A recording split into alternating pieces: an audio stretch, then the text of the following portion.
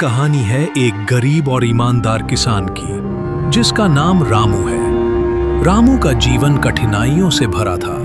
उसके पास ना तो खाने के लिए 2 वक्त का रोटी होता था और ना ही रहने के लिए अच्छा सा घर। उसके कपड़े भी अक्सर फटे और पुराने होते थे। रामू के पास बस एक छोटा सा खेत था, जो कुछ बीघा जमीन का टुकड़ा था, जिसमें वो कड़ी मेहनत से खेती किया करता था। लेकिन उसकी किस्मत भी उस रूखे खेत की तरह ही थी, बंजर और बेरहम।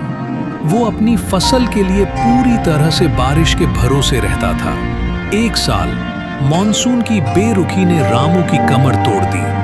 आसमान में बादल तो छाते थे, लेकिन बिन बरसे ही चले जाते थे। उसकी जमीन प्यासी रह गई और उसकी फसलें सूखने लगी। रामू हर दिन आसमान की ओर देखता, उम्मीद भरी निगाहों से बादलों का इंतजार करता। लेकिन उसकी उम्मीदें हर गुजरते दिन के साथ धुंधली होती जा रही थी। हे भगवान, इस बार भी बारिश नहीं हुई। रामू ने सूखे खेत की मिट्टी को हाथों में लेकर निराश स्वर में कहा, एकमात्र खेती ही तो मेरा सहारा था। अब बारिश भी नहीं हो रही। अब मैं कैसे घर चलाऊंगा? मेरा परिवार भूख से तड़प रहा है। बारिश नहीं होने के कारण रामू चुपचाप भारी मन से घर लौट आता है। घर में उसकी पत्नी सीता और उसके 2 छोटे बच्चे उसकी राह देख रहे थे। उनके चेहरे पर भूख और चिंता साफ झलक रही थी। अजी सुनते हो? सीता ने कमजोर आवाज में कहा, बच्चे भूख से तड़प रहे हैं। कब तक हम इस तरह भूखे रहेंगे? रामू सुनता और निराश होता, क्योंकि वो अपनी पत्नी और बच्चों की भूख मिटाने में असमर्थ था। उसके पास उन्हें देने के लिए कुछ भी नहीं था। उसकी आंखों में आंसू आ जाते थे, लेकिन वो उन्हें छिपा लेता था। अपनी पत्नी और बच्चों के सामने कमजोर नहीं पड़ना चाहता था।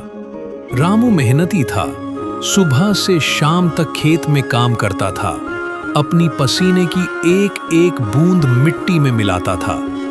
लेकिन उसकी किस्मत शायद उससे रूठी हुई थी, क्योंकि उसकी मेहनत का फल उसे कभी नहीं मिलता था।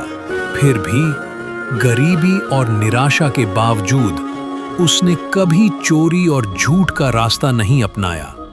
उसका ईमान ही उसकी सबसे बड़ी दौलत थी।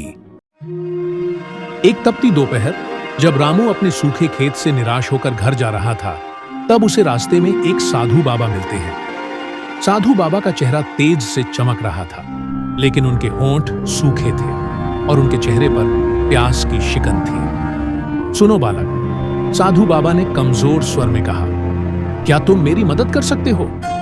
रामू ने तुरंत रुककर साधु बाबा की ओर देखा। हाँ, कहिए, मैं आपकी क्या मदद कर सकता हूं? अगर मुझसे होने लायक होगा तो मैं जरूर करूंगा। मुझे तुम सिर्फ पानी पिला दो, मेरी प्यास से जान निकली जा रही है। रामू को साधु बाबा की हालत पर दया आ गई। उसने उन्हें अपने घर बुलाया। आइए बाबा, मेरे घर चलिए, मैं आपको ठंडा पानी पिलाता हूं। रामू साधु बाबा को अपने छोटे से झोपड़े में ले गया और उन्हें मिट्टी के बर्तन में भरकर ठंडा पानी पिलाया। साधु बाबा ने तृप्ति से पानी पिया और रामू को धन्यवाद दिया। पानी पीकर साधु बाबा वापस अपनी कुटिया की ओर जा रहे थे, जो गांव के बाहर एक शांत जगह पर बनी हुई थी।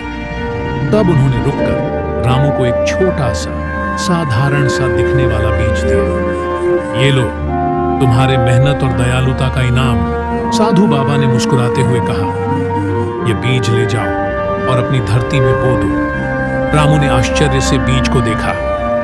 सिर्फ एक बीज? मैं सिर्फ एक बीज का क्या करूंगा? इससे तो मेरे परिवार का पेट भी नहीं भरेगा। उसके मन में निराशा छा गई। तुम इसे साधारण बीज मत समझना, साधु बाबा ने रहस्यमय स्वर में कहा।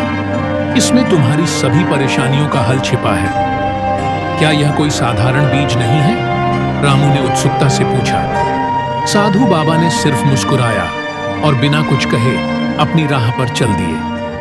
रामू उस बीज को लेकर चुपचाप घर आ गया, क्योंकि उसके पास और कोई चारा नहीं था। उसने साधु बाबा के शब्दों पर ज्यादा ध्यान नहीं दिया, लेकिन फिर भी उस बीज को संभाल कर रख लिया। एक दिन जब रामू और उसका परिवार भूख से व्याकुल था तो उसे साधु बाबा के दिए हुए बीज की याद आई। शायद इसी में हमारी किस्मत छिपी हो, उसने सोचा। उसने उस बीज को लिया और उसे अपने सूखे खेत के एक कोने में बो दिया। हालांकि रामू को उस बीज पर ज्यादा भरोसा नहीं था, फिर भी वह ऐसा करता है क्योंकि उसके पास खाने के लिए कुछ भी नहीं था और वह हर तरह की उम्मीद को आजमाना चाहता था। रामू बीज को बोकर वापस अपने घर चला जाता है और फिर अपनी रोजमर्रा की परेशानियों में डूब जाता है। वह उस बीज के बारे में लगभग भूल ही जाता है। कुछ दिन बाद रामू की पड़ोसी, जो एक बातूनी और उत्सुक महिला थी, रामू के खेत के पास से गुजर रही थी। तब वह रामू के खेत में एक बड़ा सा अद्भुत पेड़ देखकर चौंक जाती है। पेड़ की शाखाएं सोने की थीं और उस पर अनगिनत सुनहरे फल लटक रहे थे जो सूरज की रोशनी में चमक रहे थे। बाप रे, पड़ोसी ने अपनी आंखें मलते हुए कहा। रामू के खेत में इतना बड़ा पेड़ और वो भी सोने का, यह कैसे हो सकता है? ऐसा कहकर रामू की पड़ोसी तेजी से वहां से चली जाती है, गांव भर में इस अद्भुत पेड़ की खबर फैलाने के लिए।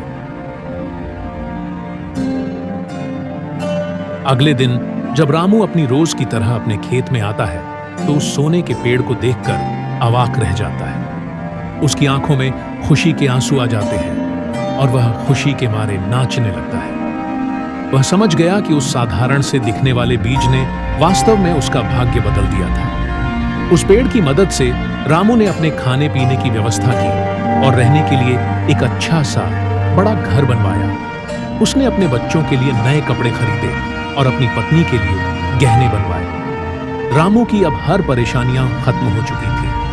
वह अब अमीर हो चुका था, लेकिन उसका दिल वैसा ही विनम्र और दयालु था जैसा पहले था। उसने कभी भी अपनी गरीबी के दिनों को नहीं भुलाया था। कुछ समय बाद गांव में वही साधु बाबा फिर से आ जाते हैं और आकर के रामू के घर के पास रुक जाते हैं और धीमी आवाज में कहते हैं, भिक्षाम देहि, भिक्षाम देहि। रामू ने साधु बाबा की आवाज सुनी और तुरंत पहचान लिया। वह दौड़कर अपने घर से बाहर आता है और साधु बाबा के चरणों में गिर पड़ता है। धन्यवाद बाबा, रामू ने भावुक होकर कहा। आज मैं जो कुछ भी हूँ वह सब आपकी वजह से हूँ। कहिए बाबा, मैं आपकी क्या मदद कर सकता हूँ? तब साधु बाबा हंसते हुए कहते हैं, नहीं रामू, तुम मेरे वजह से नहीं, बल्कि तुम जो कुछ भी हो अपनी अच्छाई, ईमानदारी और दयालुता की वजह से हो। उस बीज ने तो सिर्फ तुम्हारे अच्छे गुणों का फल दिया है। रामू साधु बाबा के वचनों को सुनकर शांत हो गया। उसे समझ आ गया कि सच्ची दौलत उसका ईमान और अच्छा स्वभाव ही है, और उस बीज ने तो बस उसे यह एहसास दिलाया है। हम डीप रिसर्च